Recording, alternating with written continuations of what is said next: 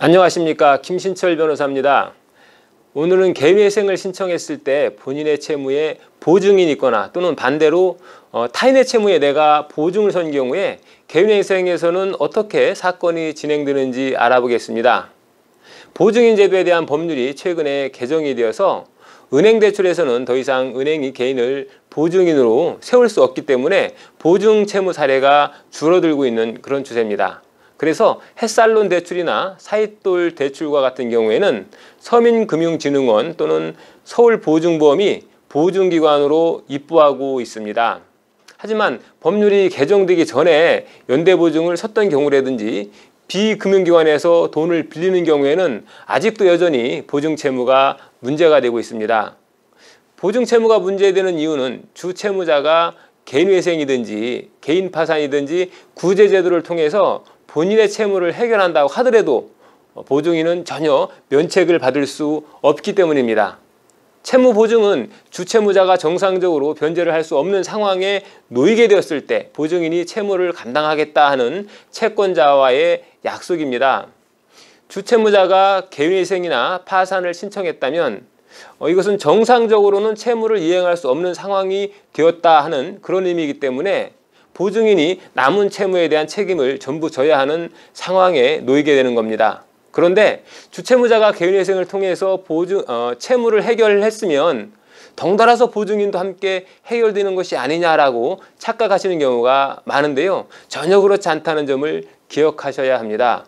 오히려 주채무자가 개인회생을 신청하게 되면 채권자 입장에서는 보증인에게 추심을 더 강화하는 경우가 많기 때문에 보증인 입장에서는 신속하게 채무를 해결할 대책을 마련하는 것이 좋을 겁니다.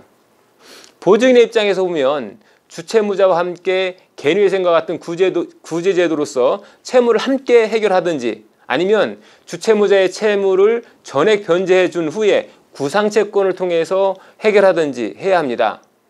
그런데 이렇게 보증인이 주채무를 변제해서 구상채권이 발생하게 된다 하더라도 일정 정도 손해가 발생하는 것은 불가피합니다.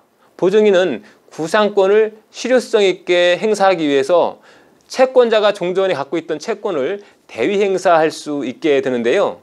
이 경우는 원래 채권자의 채권을 그대로 행사하는 것이어서 원래 채권자가 매월 배당받아야 할 개인회생 변제금을 본인이 대신 변제받을 수 있는 것일 뿐 그 이상의 금액을 청구할 수는 없게 됩니다.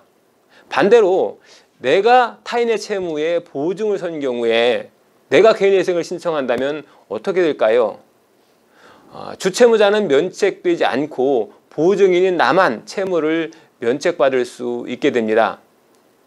또 이런 상황도 있을 수 있는데요. 보증인이 개인회생을 신청했는데 주채무자가 보증인과 관련한 채무를 전부 다 갚게 된다면 어떻게 될까요? 예를 들어서 A씨가 국민은행에 대출을 받을 때 B씨를 보증인으로 세웠습니다. B씨는 A씨의 채무에 보증 선 것 이외에도 다른 채무가 많이 있어서 부득이 개인회생을 신청했는데요. 이때 A씨가 자신의 채무를 다 갚게 된다면 국민은행은 B씨의 개인회생 채권자 목록에서 삭제가 되겠죠. 그렇다면 국민은행이 배당받아야 할 금액은 어떻게 처리가 될까요? 가끔씩 그 금액을 B씨나 A씨에게 돌려줘야 하는 것 아니냐라고 물으시는 분들이 있는데요. 그 금액은 B씨의 나머지 개인회생 채권자들에게 그 각 원금의 액수 비율로 안분해서 변제하게 됩니다. 자, 이처럼 채무보증과 관련한 내용은 변수가 많이 있기 때문에 보증인도 또 주채무자도 개인회생을 신청하는 데 있어서 상담을 통해서 본인의 채무가 어떻게 해결되고 또 보증인이 구상권을 행사할 경우에 그 구상권 행사를 통해서 얼마만큼 손해를 회복하게 되는지 또 주채무자가 채무를 모두 완지했을 때는 어떻게 사건이 처리되는지 꼼꼼히 안내를 받으시고 시작하시는 것이 좋겠습니다. 오늘은 개인회생을 신청하실 경우에 보증 채무가 있는 경우에 대해서 간략하게 설명드렸습니다. 다음에 다시 찾아뵙겠습니다. 김신철 변호사였습니다.